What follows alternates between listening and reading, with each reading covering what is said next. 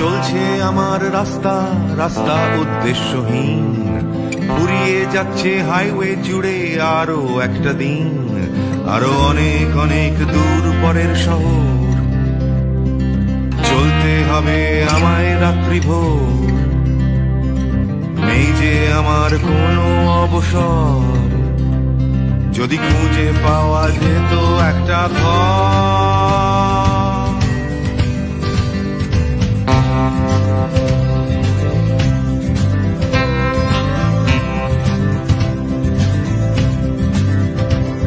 আমি বেরিয়ে পড়েছিলাম ফেলে হাজার পিছু টান, ছিল না গন্তব্য শুধু ছিল অনেক গান। সেই গানগুলো আজ গেছে কোথায় পড়ে আমার অজান্তেই রাস্তার ধারে। যদি খুঁজে পাওয়া যেত হঠাৎ করে, যদি খুঁজে পাওয়া যেত ঠিকানা।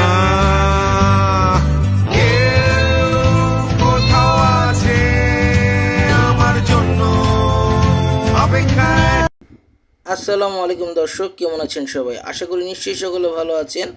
এই মুহূর্তে আমি অবস্থান করছি কাবা ঘরের ঠিক সামনের বাইরের সাইডের উঠানে। আমার সামনে দেখতে পাচ্ছেন ক্লক টাওয়ার, জমজম ক্লক টাওয়ার। তার ঠিক অপোজিটেই আমি ক্যামেরাটা ঘোরাচ্ছি, অপোজিটে আজিজিয়াত। এই যে এটা হচ্ছে ক্লক টাওয়ার, আর এর ওই যে পাশেরটা হলো আজিজিয়াত।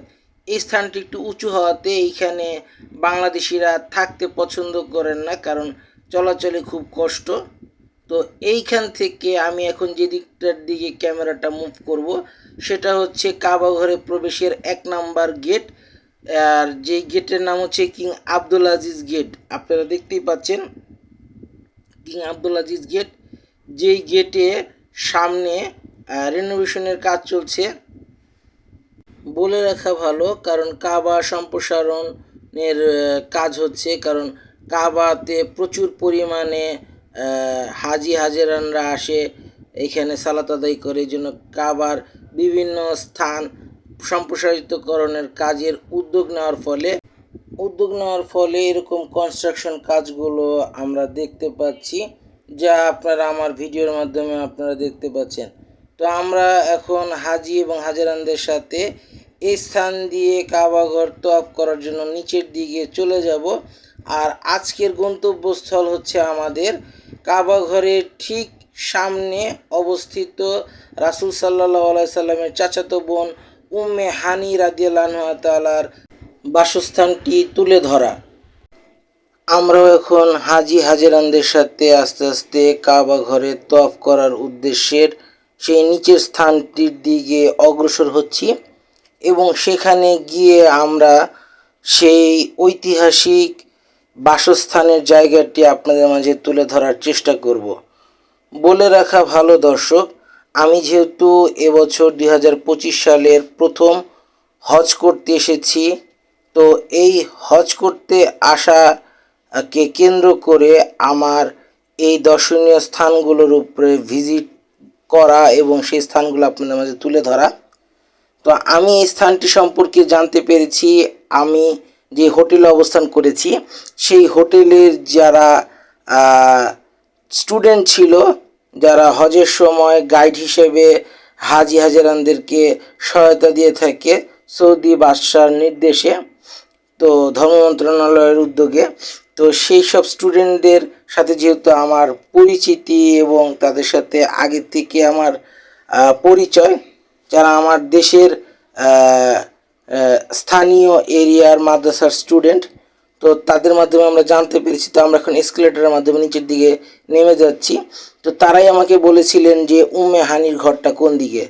তো চলুন আস্তে আস্তে আমরা নিচের দিকে নেমে যাই। তো নিচের দিকে দেখতে পাচ্ছেন দর্শক, বহুত লোক তওয়াফের উদ্দেশ্যে নিচে চলে এসেছে। অনেক হাজি হাজেরানরা তওয়াফের জন্য নিচের দিকে যাচ্ছে। আমরা তওয়াফের এই স্থানটিতে এসেছি ওই স্থানটি শুধুমাত্র দেখানোর জন্য আপনাদেরকে। তো বলে রাখা ভালো দর্শক, যে এই মুহূর্তে আপনারা যে স্থানটি দেখতে পাচ্ছেন সামনেই কাবা ঘর, তো এখান থেকে যে হলুদ বা সোনালী কালারের যেই আপনার মিম্বারগুলো দেখা যাচ্ছে, যে বা দরজা আকৃতির যে স্থানগুলো, এইখান থেকে মনে করেন মূলত ইমাম সাহেবরা দাঁড়ায়। তো এই স্থানের ঠিক অপোজিটেই একটু খেয়াল করে দেখাচ্ছি আপনাদেরকে আমি, যে এই যে এখানে দেখতে পাচ্ছেন বহুত হাজি হাজারানরা নামাজরত অবস্থায় আছেন, কেউ কেউ তোয়াফ করছেন, আমরা সেটাও দেখতে পাচ্ছি। তো এই যে আমি আপনাদেরকে একটু একটু করে সামনের দিকে এগিয়ে নিয়ে যাচ্ছি, জিনিসটা কিন্তু পিছনের দিকে। একটু খেয়াল করলে আপনারা বুঝতে পারবেন যে এই স্থানটি কোথায়। যারা হাজি বা হাজেরান যারা আগের থেকে জানেন বা আগে এসেছেন, তারা স্থানটি চিনে থাকবেন। তো এই যে আমার পিছন সাইডে আব্দুল আজিজ লেখা যে গেটটা বা সিঁড়িটা, এর ঠিক অপোজিট সাইডে হাতের ডাইন সাইডে, এই যে আমি আপনাদেরকে একটু সামনের দিকে নিয়ে যাই, তাহলে আপনারা জিনিসটা ভালো করে বুঝতে পারবেন।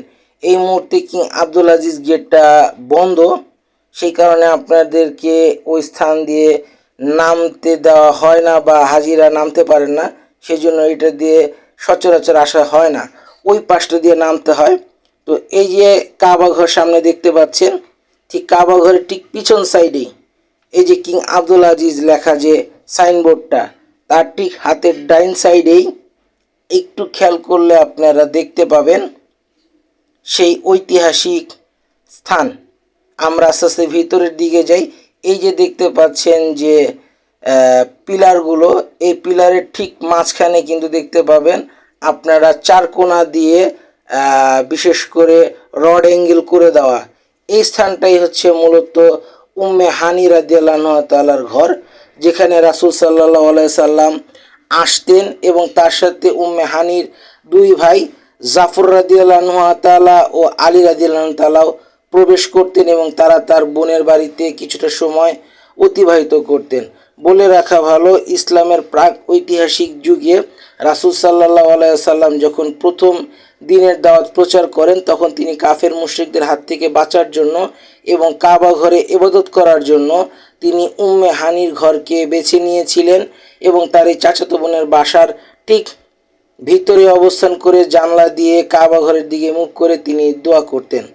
তো এই ঐতিহাসিক স্থানটি আমি হজকে কেন্দ্র করে আপনাদের মাঝে তুলে ধরার চেষ্টা করেছি। যদি আমার এই ভিডিওটি আপনাদের ভালো লেগে থাকে, তাহলে এরকম ইসলামিক দর্শনীয় স্থানগুলো আরও তৈরি করার প্রয়াস রাখি আপনাদের মাঝে। তো এই ছিল আমাদের আজকের ভিডিও। যদি আমাদের ভিডিওটা ভালো লেগে থাকে, তাহলে লাইক কমেন্ট শেয়ার করে দিবেন। দেখা হচ্ছে আপনাদের সাথে নতুন কোনো ভিডিও নিয়ে, নতুন কোনো দর্শনীয় স্থান থেকে। সেই পর্যন্ত আপনারা ভালো থাকবেন, সুস্থ থাকবেন, আমাদের চ্যানেলের সঙ্গেই থাকবেন। আসসালামু আলাইকুম, আল্লাহ হাফেজ, বিদায়।